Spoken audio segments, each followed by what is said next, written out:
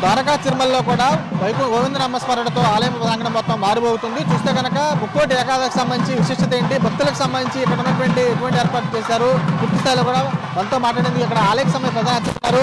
స్వామి చెప్పండి, ముక్కోటి ఏకాదశి విశిష్టత ఏంటి? ముక్కోటి ఏకాదశి అనేది వైష్ణవ సాంప్రదాయంలో అత్యంత ప్రాముఖ్యత ఉన్నటువంటి పర్వదినం.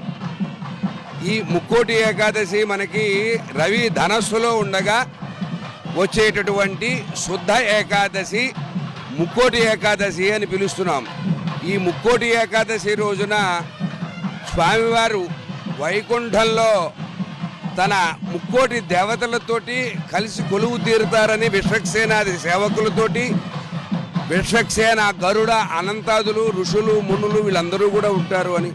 ఆ రకంగా మనం ఈ ముక్కోటి ఏకాదశి రోజున స్వామివారిని ఉత్తర ద్వారంలో దర్శనం చేసినట్లయితే మళ్ళా జన్మ ఉండదు అని, స్వామి దయ మన యందు మిక్కుటంగా ఉంటుందని సనాతనంగా పెద్దలందరూ చెబుతున్నారు.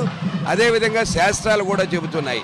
ఈ ముక్కోటి ఏకాదశి మనకి రాబోయేటువంటి ఉత్తరాయణ పుణ్యకాలానికి ఇది ఒక రకమైనటువంటి చాతుర్మాస్య వ్రతం అవుతుంది. కార్తీక మనకి శుద్ధ ఏకాదశితో పూర్తయి కార్తీక శుద్ధ ద్వాదశి నాడు స్వామి 4 మాసాలు శయనించి మనకి మేల్కుంటారు అని ఆ రోజున.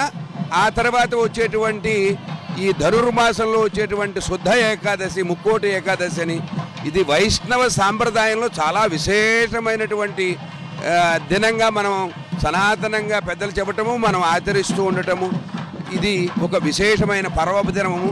ఈ సమయంలో స్వామివారిని దర్శించటము, ఆయన స్మరించటము, అందులో ప్రత్యేకంగా ద్వారకా తిరుమలలో ఈ ముక్కోటి ఏకాదశి రోజున స్వామివారి నిజరూప దర్శనం అనేది ఒక విశేషమైనటువంటి విషయం.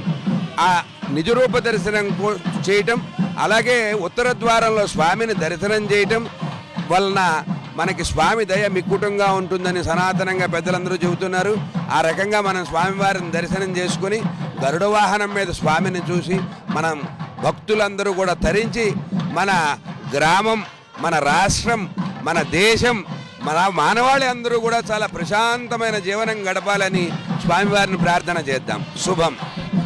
ప్రధానంగా చూస్తుండగా ఏదైతే ఉత్తర ద్వారానికి సంబంధించి కూడా విష్ణుమూర్తి దర్శనమిచ్చేటువంటి ఈ రోజుకి సంబంధించి కూడా ముక్కోటి దేవతలంతా కూడా దేవతలతో కలిసి వచ్చి విష్ణుమూర్తి కూడా ఈ ద్వారం కూడా ఉత్తర ద్వారం కూడా దర్శనమిస్తారని చెప్పి భక్తులు కూడా ఎంతో విశిష్టంగా కొలుస్తారని చెబుతున్నారు. ఈ రోజుకి సంబంధించి స్వామిని దర్శనం చేసుకుంటే కనుక భక్తులకు సంబంధించి కూడా ఎంతో పుణ్యం కలుగుతుందని చెప్పి వారు కూడా స్పష్టం చేసుకోవచ్చు కూడా కనబడుతుంది. విజయ్ కుమార్ రాజు, సాక్షి టీవీ, ద్వారకా తిరుమల.